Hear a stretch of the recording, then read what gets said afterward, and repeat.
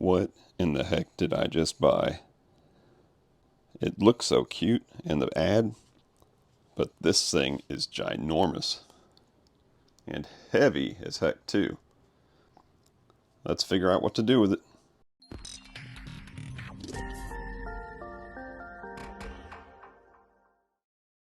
Hey everybody, it's Chris from Family Geekery, and today I'm going to be checking out this thing that I bought here, this Dell Mobile Computing Station 2.0. And please forgive the mess around here. This is my basement. This is the only place I can get this into. But basically, long story short, I saw this thing on, I think, Marketplace, Facebook Marketplace, and it was super cheap. I figured it was something that they use in a school to like carry around laptops and stuff. And I had no idea how big it was going to be until the guy came and he actually delivered it to my house on a trailer, on a flatbed trailer. And it was at that point that I figured out that this thing was a lot bigger than I thought it was.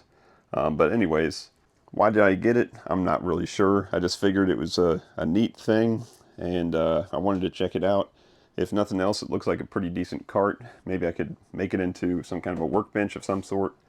But the guy that was selling it said that there was, one or two of these little netbooks here. He didn't know if they worked or not, and I didn't really care if they worked or not. For the price I got, I think I paid like $50 for this thing. I was interested in the cart itself. But we can see we got a door here that opens up. And it's a pretty heavy door. This metal is probably a lot of the weight. But you can see this thing would hold, all kinds of these, in this case, these Dell netbooks for school classroom type thing before the Chromebooks came about. So it's a little old. And then below here, we've got another door that comes down, but it is locked and there's no keys for this. So I'm probably gonna have to drill out that lock to see what's in here. I've got a pretty good idea that inside here is gonna be all the chargers for this. So if there is 1, 2, 3, 4, what is it, 12 here, and then we got the same exact type of door on the other side. So if there's 24 possible computers in here, then underneath here is going to be obviously about 24 chargers for them probably. And I'm guessing that's going to be a good percentage of the weight of this thing also. Then we got a nice little shelf underneath here. And it looks like some kind of maybe a wireless access point. But I figured if nothing else, we can use it as a workbench, use it as a cart. It's probably got plenty of power underneath here, power strip or something. So if we wanted to plug things into it, it's probably already powered. We got on this side here, there is a coiled up, where is it?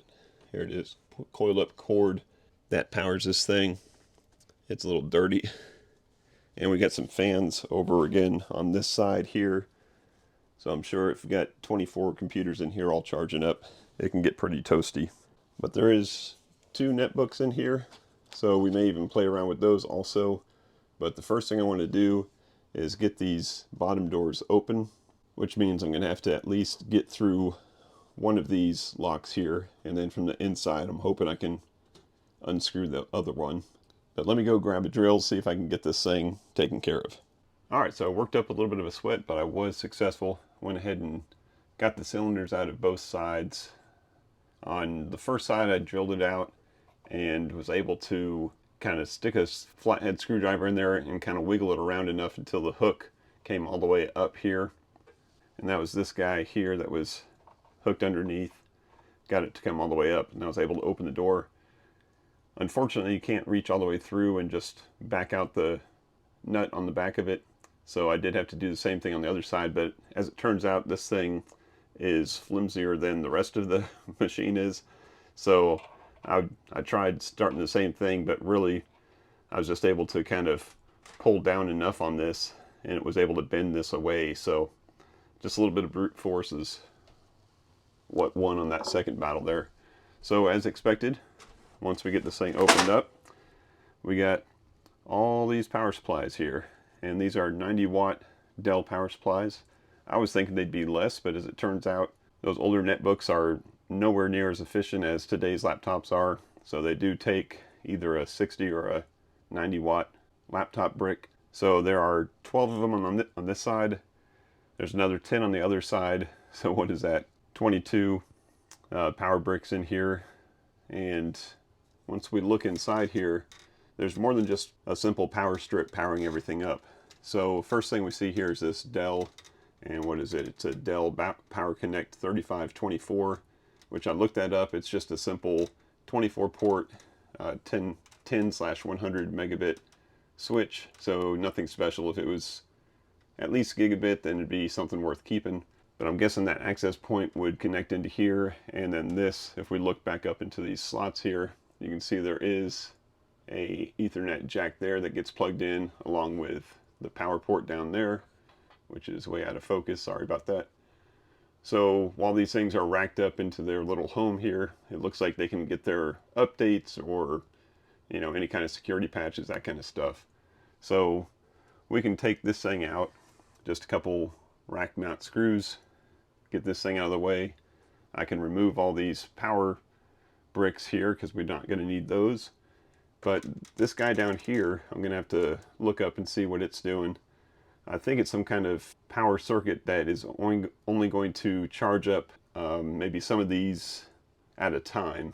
Because if you get 20-something laptops all calling for 90 watts, which I know they won't be all calling for 90 watts at the same time, but if you did, that's going to be a pretty big draw, and they probably want to kind of scale that down some. So this thing may have some kind of circuit that charges a couple ports at a time.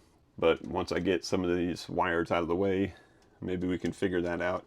It looks like all of these power bricks are going into, you know, some kind of input that goes into some kind of smart box here, and then calls for the power for each one of these chargers.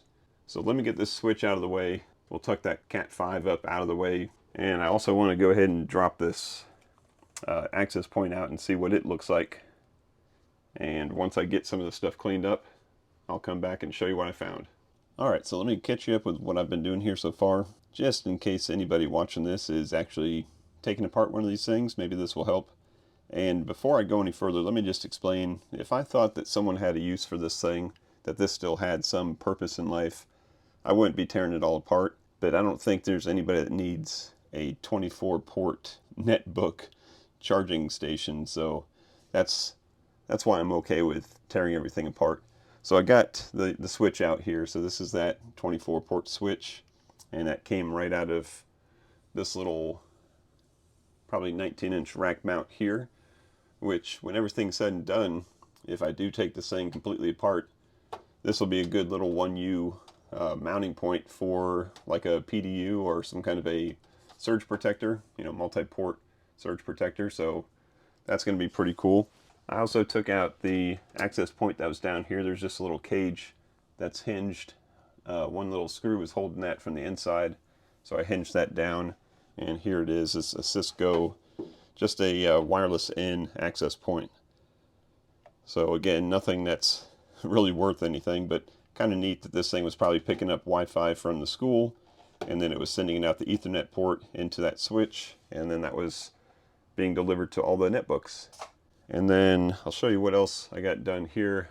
All these little things right here, these little clips that help slide in, you know, that create a little slide in for each of the netbooks, they just slid straight down, which made it a lot easier to get my hand in to do things.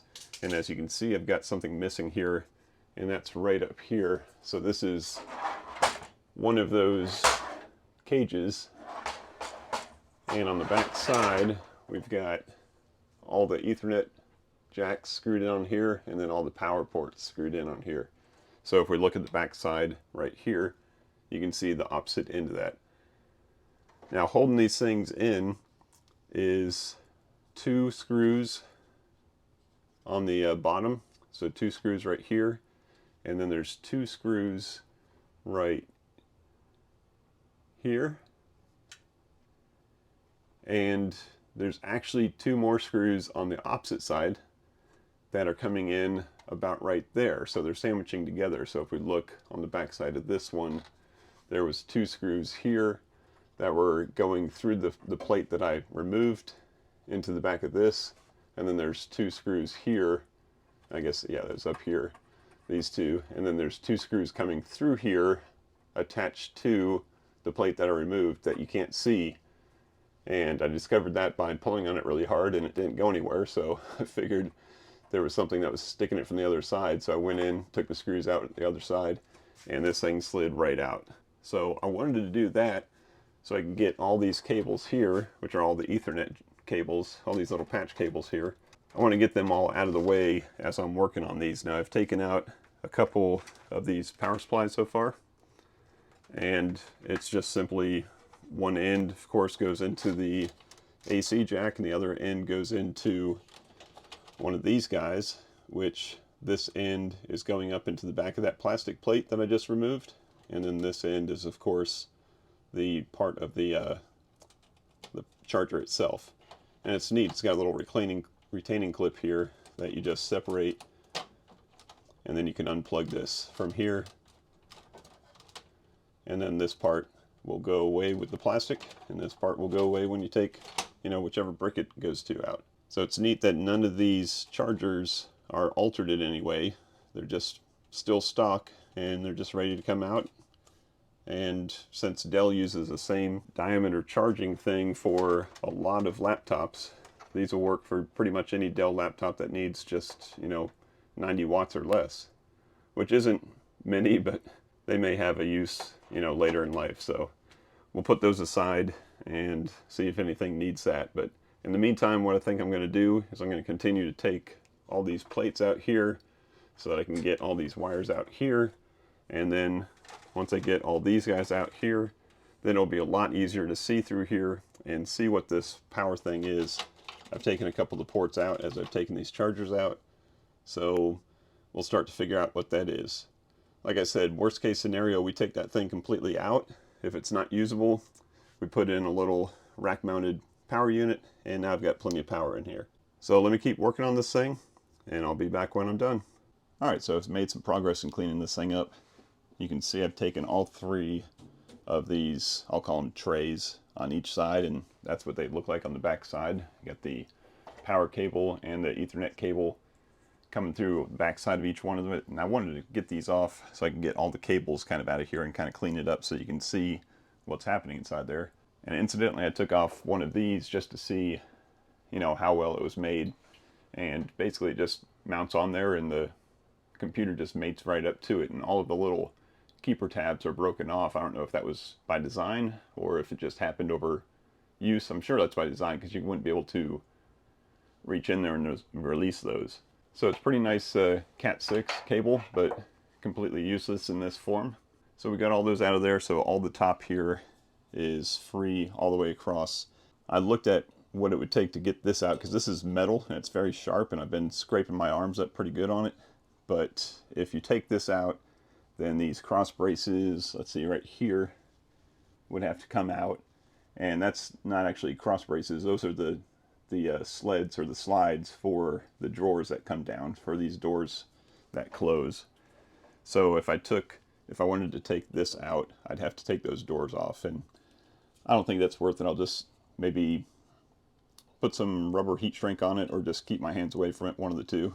But now that these sleds are out of the way, there's a lot more room, you can see, to work around with. And you got pretty decent shelves on either side here. They obviously need to be cleaned up and dusted off, but they'll hold a good amount of weight. And then down below you can see that I've taken all the power supplies out, and I've got a box right up here just full of 24 power supplies. Now all of them came out except for this one right here, and I'll show you why in just a second, why this one isn't out yet.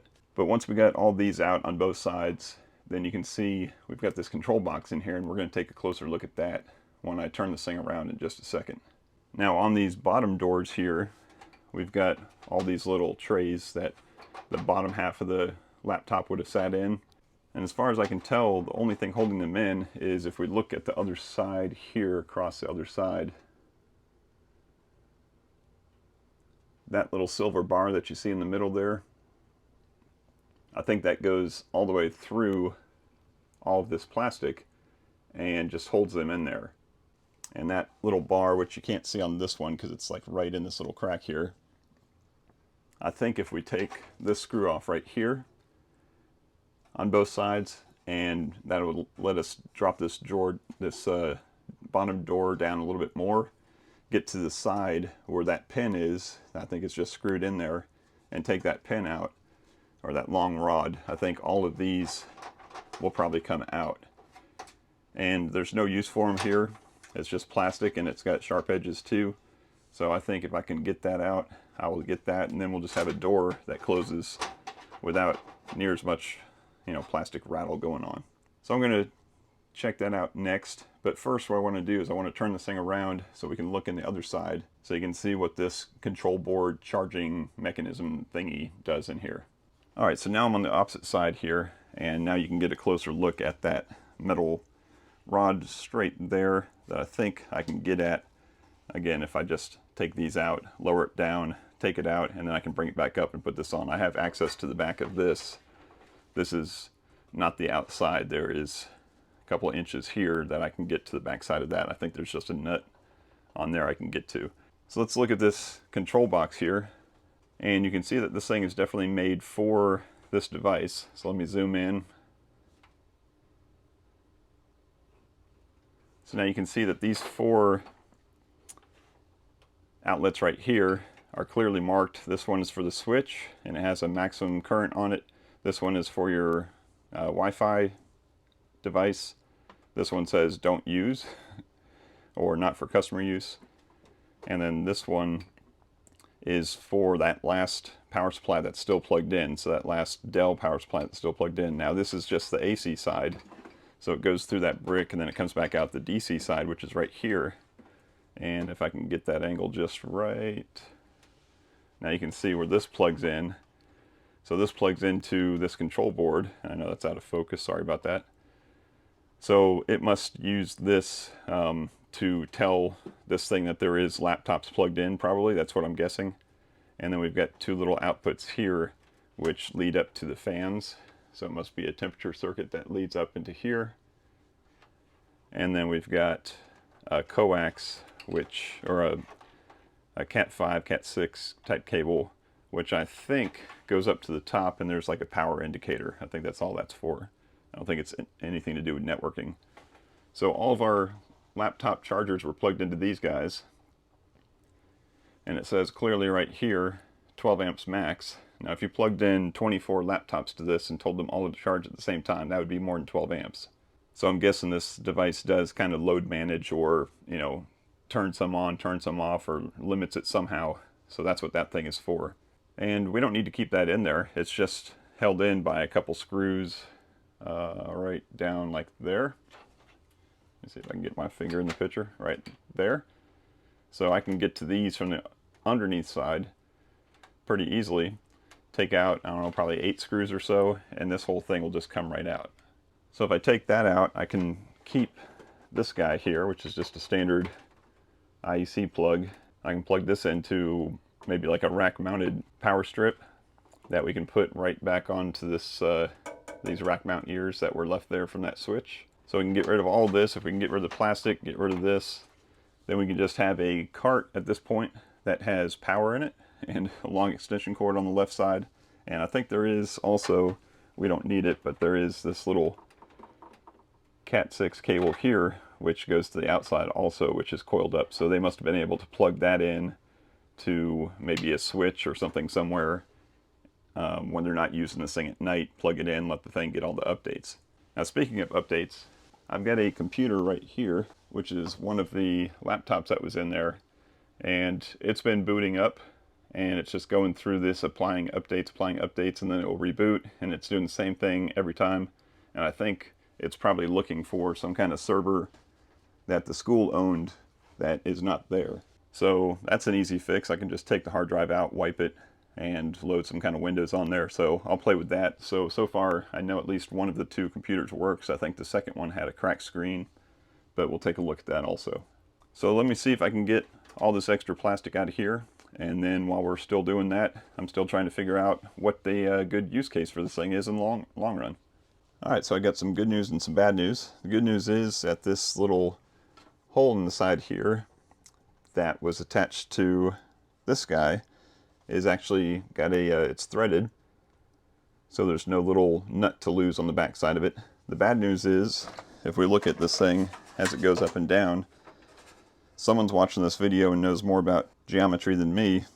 This pin that we were looking, or this rod that we were looking at removing, never clears the outside of this. So it's hidden behind this little sidewall here the whole time, so we can never get to it. So we've got two choices. One, so this whole thing is hinged. This door is hinged to the bottom plate of this inside shelf. So we could either take this out, take all these screws out here, lift the entire thing out to be able to get to the side of this rod. That's option number one. Option number two is just to rip these things out, because the only thing holding it in, like I thought, was just this little plastic hole here. And I think you know which of the two options I'm going to pick. So it's going to be loud, and I may end up bleeding at some point, but I'm just going to grab a hold of these things and rip them out of here one at a time. And there's two halves for each little thing here, but the more I take off, the more wiggle room I have. I may even be able to, at some point, get a screwdriver in the side here and just pry them all off. But let me go ahead and do that on both sides, and then I'll be back. Alright, now that was a lot easier than I thought. Now once you get one of these out, and the only way I could was to just kind of pull up on it and break that, like I showed you on the other side. But once I got one out and I got a little bit of wiggle room, these things break off super easy if you pull them side to side instead of up and down. So this one's still attached, and watch how easy it is to pull off. It's that easy. So I got these things off. Probably took me about a minute to get the whole thing cleared out. So that was a nice surprise. So, and I didn't even have to drop this second drawer down at all. I just ripped one out and started plucking those things out. So you can also see that I took 6 screws out of this guy here and lifted him out. He's now down here waiting to be disposed of or something. But this is definitely a good percentage of the weight of this cart. This thing is fairly heavy. So that's out of there. It gives us a nice big open shelf down here at the bottom. So we've got a couple shelves up top here. We got the shelf down here, and of course we got this one down here once I get all the stuff out of it. And then of course we got the very top up there. So I've just about got this thing completely cleaned out. At least all the stuff is almost out of it. We'll get it cleaned up a little bit, and I'll figure out if I really need to keep these ground wires. Everything was grounded to that power box, which makes a lot of sense because that's what's plugging into the wall here. So it would have had ground from this guy, and it would have grounded everything else. And I guess since this is primarily metal cage and this thing is 100% AC, they probably wanted it all grounded so that if something did go wrong, a kid couldn't walk up and just grab the door here and get electrocuted. So I don't think I'm going to need to save those, but if they're not in the way, I may just keep them in there. So let's clean this thing out, and I still got to figure out what I'm going to do with it. Alright, so let me catch you up with what I've got going on here. I've got the thing all cleaned out inside. Took a little bit of wiping, but it was mostly dust, so I got most of it out, and some of it's come back, but that's going to be a never-ending battle. But we got it a lot cleaner. Underneath here, I did take out the rack ears that were down here, and I've decided to go with this guy here, mostly because it's just the best bang for the buck. Some of the rack-mounted power strips, they only give you a limited amount, maybe 8 or 12 power outlets, and they were a lot more expensive than this. This thing's like $17 at Amazon, and you got plenty of outlets here. It's got some USB also, and I've used these for a lot of entertainment centers and stuff, so I've got them all over the house and they work great. I'm just gonna stick that down here with some Velcro, kind of put it in here, so I guess you can kind of tell what this thing's going to be doing. And it shouldn't be a surprise. It was a charging station before, and it's not like I'm going to make a hot dog truck out of it or something, so I think I'm just going to make it into a charging station again. But not for tiny, outdated laptops. I've got a lot of power banks, a lot of solar generators, a lot of that kind of stuff that I review. You've probably seen it on the channel. And those things need to be, plugged in and charged up and kept topped off every now and then. And I really don't have a great place in the house to do it. Some of them are fairly large, some are pretty small, and sometimes they just kind of get in the way when I'm charging them up. So I'm going to give them a dedicated house here to charge with. So basically I got the top here, which is going to have some of the bigger units on it, and then I'll be able to fit a couple smaller ones and maybe some other stuff, just miscellaneous stuff that needs to be charging in here. And then I'm going to keep all the cables down here, whether it needs a power brick or some kind of charging device. I'm going to keep it down here with the power supply or with the power strip, and just kind of close these doors up. And I've got the power input already coming in from the side reel, and this obviously isn't going to plug into that, so that's what this guy is for. And you can grab these on Amazon also. It's basically got the IEC female plug here, and then just a regular 3-prong female here. So that'll give us a way to plug this guy into this guy and give power all coming out the side, so this thing can be completely closed up and I won't have to worry about turning things on or anything. So I've also got room down the bottom shelf after I get rid of this junk that I don't need anymore, so I'll have some more room down there for some different power stations. And I can route the cables all through some of the cable holes that were already here. But to get power from down here up to the next shelf up is easy. There's a pass through here. But to get it from here up to here, you couldn't really do it because these doors kind of close in on themselves. And I didn't really want a cable kind of just draping out the hole here. So what I did is I took these fans out. I took both the fans out, and on the bottom one here I just put the grill back on, and on the top one here I took the grill. I don't know if you can see it from this side, but I cut all the middle out so that the cables that pass through here will be rubbing against this plastic and not against this metal. So I could have put some split loom around here or some black tape or something. The black tape would have been ugly. Split loom would have been the right way. But I'm looking at this plastic fan grill. I was like, I'll just cut the inside out, dremeled it up a little bit to make it smooth, and now I can pass the cables out through here, I guess out this way, out that way, and then up to the top where they can charge things. So I'll be able to kind of keep the cables somewhat orderly. So let me go ahead and see if this is going to work. I'm going to go ahead and grab some power stations. I'm going to start routing some of these cables, and let's see what I can make. Alright, so I'm not finished, but I'll show you what I got so far here. On the bottom shelf I've got a couple power stations here. I've got the Picron E600 on the right, and then an EcoFlow on the left. And there is a pass-through to go up into the bottom here, so that's nice. So we got the power cords coming down into here. If we open up the top here, then we can see this is where we're going to keep our small devices.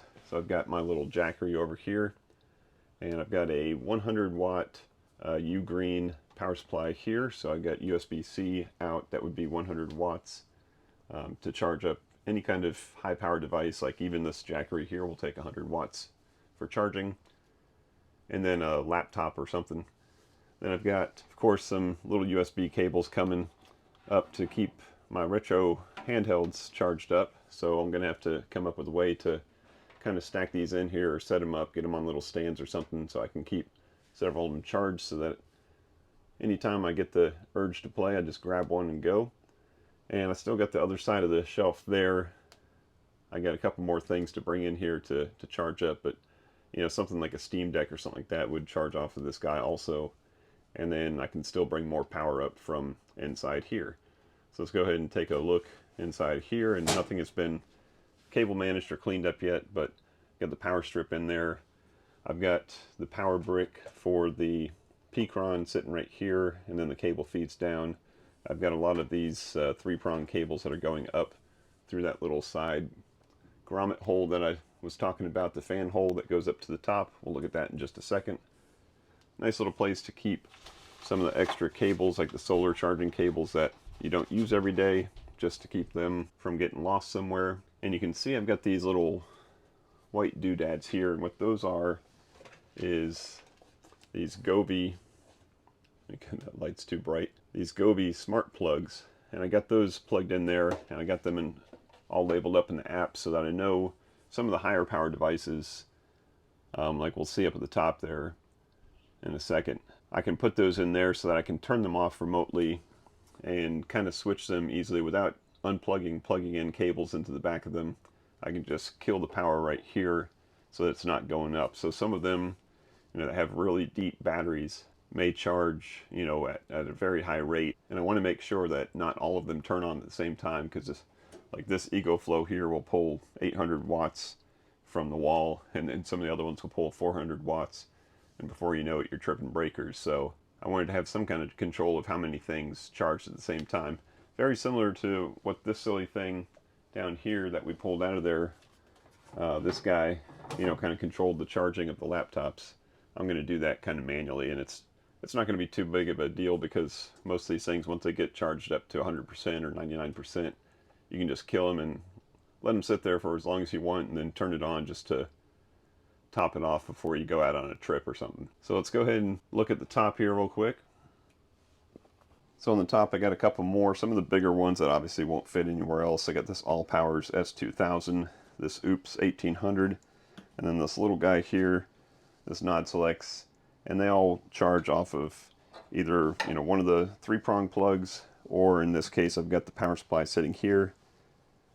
And instead of keeping this one buried inside, I just brought this up so that if I wanted to bring this on a trip or something, I wanted to bring the charger with me, I could just disconnect this, and I've got several of these just waiting to go. Actually, I can drape them over the side here, keep them nice and organized, and then I can just grab this power brick, grab an extra cable, leave this one already still plugged into, down into the power socket, and that way I don't have to, dig inside and tear things apart, because I want to get those cables kind of dressed up a little bit so that it looks a little bit neater in there.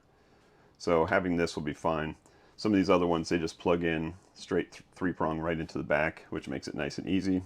And the last thing I got here is a couple more of these guys, like I showed you on the inside where I used for the power strip. And this is just if I needed something, just a temporary thing to charge up top here, and I didn't want to drag a cable all the way inside and plug it into the power strip, I can just grab one of these 3-prongs here, like this one right here that I've got unplugged from the back of the little Oasis. And I can just plug this in temporarily. It gives me a place to charge something, and then when I'm done I can just unplug it, plug this back into here, and everything's nice and neat. I don't have to worry about plugging and unplugging things out of that power strip. So I'm just going to keep these guys here just for that type of charging. So I think that's going to be the stopping point for this video. We went from tearing this thing all the way down and cleaning it out to kind of building it back into a more suitable purpose for me. And now that it's on a cart with some nice wheels, I can kind of wheel it around if I need to. Just got one plug going to the wall. I can move it to the other side of the basement if I need to. And eventually, if I ever bring some solar panel cables in here, then it'll give me a nice little central location to kind of bring them all into any one of these big power banks up here. So let me know what you think about this setup here. Drop a comment down below and tell me if it's something that you could use. I'll have links to all these things that I used to get this thing put together down in the description below. Tool-wise, it was pretty easy. Most of it was just screwdriver and a couple special bits for some of the connections. But it was a pretty easy teardown, pretty easy build up, and I'm pretty happy with it. So that's going to wrap it up for this one. I hope you got something out of it. If you did, I appreciate a thumbs up.